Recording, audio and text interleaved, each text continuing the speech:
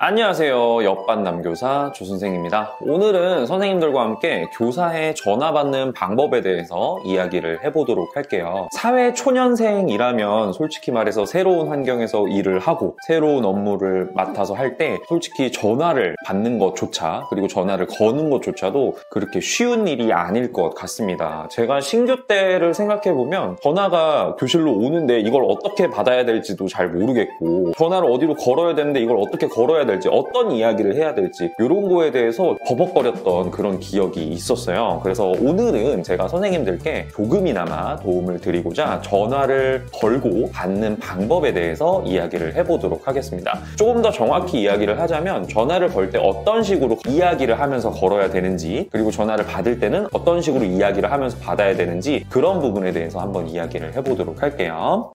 자, 일단 첫 번째로는 선생님들께서 일반적인 전화를 받을 때입니다. 그러니까 예를 들어서 학교에서 전화가 왔어요. 교직원 분들이 전화를 하신 거예요. 그럴 때 우리는 어떻게 통화를 하면 될까요? 일반적으로 이렇게들 아마 말씀하실 거예요. 감사합니다. 2학년 7반 누구누구입니다.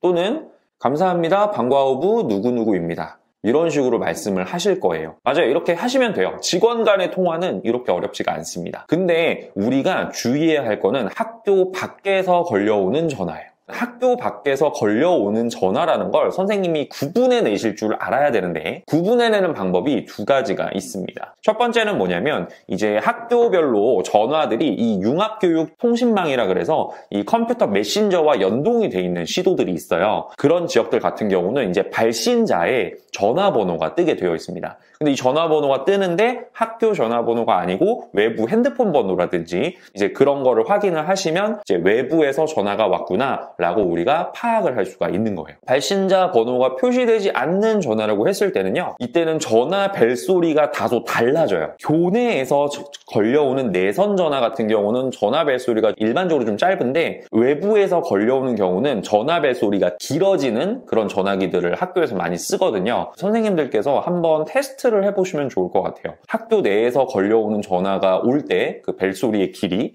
그 다음에 내가 핸드폰으로 내 자리에 전화를 걸 때 벨소리의 길이 이런 것들을 좀 구분하시면 선생님들께서도 파악이 되실 수 있다고 봅니다. 요즘에는 그 교실이나 부서 자리에 선생님들이 이렇게 발신자 번호 표시가 되는 전화기들이 또 많이 보급이 되어 있거든요. 그걸 통해서도 선생님들께서 구분을 하실 수가 있습니다. 그러면 만약에 외부에서 이렇게 전화가 걸려왔다면 어떻게 받아야 될까요? 그러니까 제가 하는 거를 먼저 보여드릴게요. 저는 자, 인천 어디 초등학교 문화방과후부장 교사 누구누구입니다. 무엇을 도와드릴까요? 까지가 제가 외부에서 전화를 왔을 때 응대하는 방법이에요.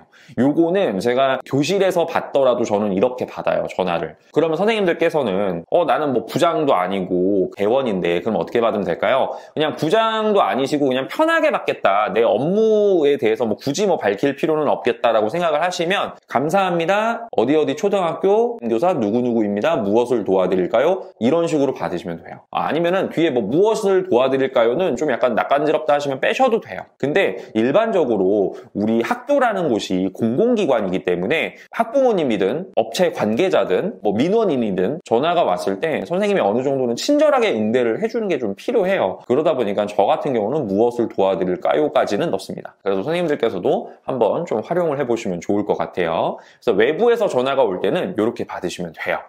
선생님께서 항상 조금 이건 알아두시면 좋은데 전화 통화를 하실 때는 항상 메모를 준비하셔야 돼요. 지금 전화를 하시는 분 또는 학부모님 또는 선생님 또는 직원분이 어떤 내용을 나한테 요구할지를 모르기 때문에 메모를 하시면서 통화를 하시는 게 좋아요. 저 같은 경우는 그냥 타이핑을 하거든요. 한글창이나 메모장 여러 가지 타이핑을 하는데 엑셀을 지금 작업 중이었다. 그럼 엑셀에 바로바로 그냥 적어요. 한글 문서 작업 중이었다. 그럼 그 문서에다가 일단 적어요. 그냥 이런 식으로 통화 내용을 좀 적고 한 번 더 확인을 해요. 끊기 전에. 그럼 정리하자면 요거는 이렇게 해서 저렇게 해달라는 말씀이신 거죠? 아니면 요거는 이렇게 해드리면 될까요? 라는 식으로 통화 내용을 한 번 정도는 정리하는 게 좋아요. 내가 신규고 저경력이면 솔직히 말해서 아직 학교에 대해서 100% 다 파악이 되는 게 아니잖아요. 내가 이해한 부분과 이 사람이 나에게 요청한 부분이 다를 수가 있다는 거예요. 그렇기 때문에 선생님 입장에서 부장님 또는 선생님 이렇게 하면 될까요? 요거 이렇게 추진해 나가면 될까요? 라는 식으로 이렇게 한 번 더 확인하는 절차가 있어야 돼요. 그리고 요거는 교직원 간의 통화도 마찬가지지만 학부모님 학부모님과도 통화할 때 이거를 반드시 좀 해주셔야 돼요. 왜냐면 학부모님께서도 전화 통화를 하시면서 학부모님이 쓰는 용어와 내가 쓰는 용어가, 그러니까 교직원이 쓰는 용어가 다소 안 맞는 경우가 있어요. 약간 다른 거지. 뜻은 맞는데 다른 단어를 사용하고 있다든지, 아니면 같은 단어인데 다른 뜻을 가지고 있는 단어를 쓴다든지, 이런 경우들이 좀 있을 수가 있어요. 그리고 학부모님들이 학교에 대해서 100% 이해를 하고 계시는 상황이 아니잖아요. 그러니까 우리가 쓰는 용어를 가지고 학부모님께 무조건적으로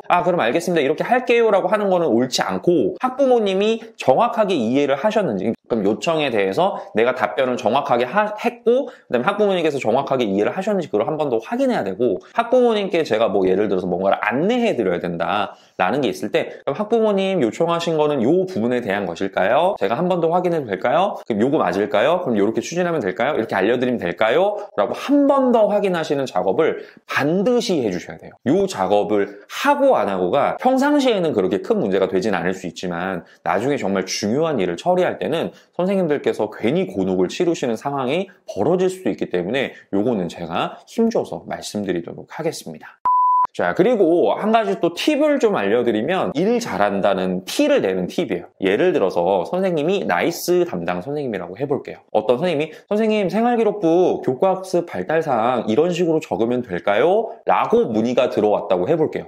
그러면 이때 내가 정확하게 알고 있는 지식이면은 그냥 바로 알려드리면 돼요. 하지만 내가 이 부분에 대해서 약간 좀 미심쩍은 부분이 있다든지, 혹은 내가 조금 더 조사를 해봐야 되는 부분이 있다든지, 그럴 때에는 선생님께서 그럼 제가 알아보고 전화드릴게요 라고 말씀을 아마 하실 거예요. 그런데 이럴 때 이렇게까지만 말씀하지 마시고, 선생님 몇 분 안에 전화 드릴게요, 또는 몇 시간 안에 전화 드릴게요, 또는 내가 지금 너무 바쁜 상황이야, 그럼 선생님 죄송한데 지금 제가 너무 바빠서 제가 오후 2시 정도에 전화 드릴게요. 대충이라도 시간을 좀 가늠을 해서 전화를 드리겠다고 말씀을 해주시는 게 좋아요.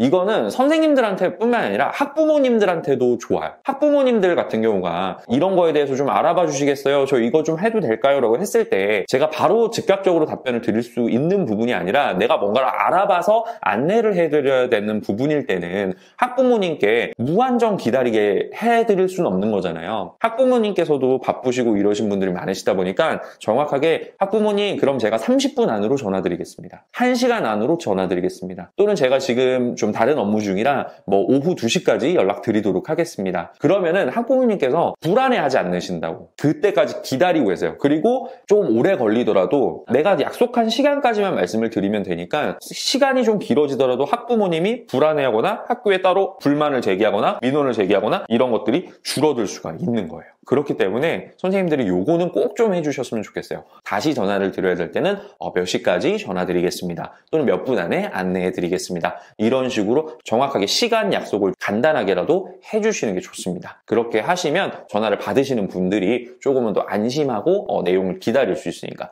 그래서 꼭 그 부분을 알고 가셨으면 좋겠고요. 그리고 항상 전화를 끊을 때는 국룰입니다. 감사합니다. 감사하지 않아도 감사한 거예요. 감사합니다 하고 끊으면 마지막까지 선생님의 이미지 잘 살릴 수 있으니까 그 부분도 꼭 좀 알고 가셨으면 좋겠어요.